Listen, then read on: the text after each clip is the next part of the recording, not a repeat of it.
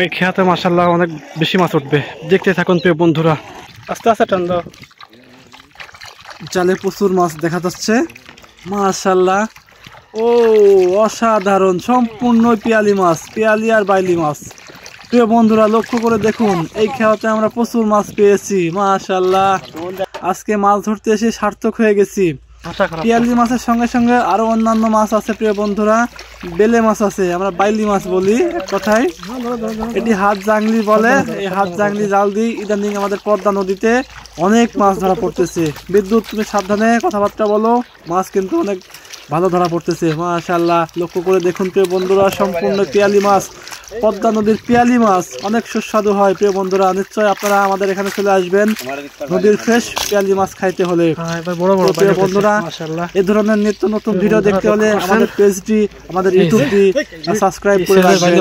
ভবিষ্যতে আরো সুন্দর সুন্দর আপনাদের মাঝে এই ধরনের মাছ ধরার ভিডিও উপহার দিব ইনশাআল্লাহ। তো আজকে পদ্মার মূল নদীতে এসেছিলাম।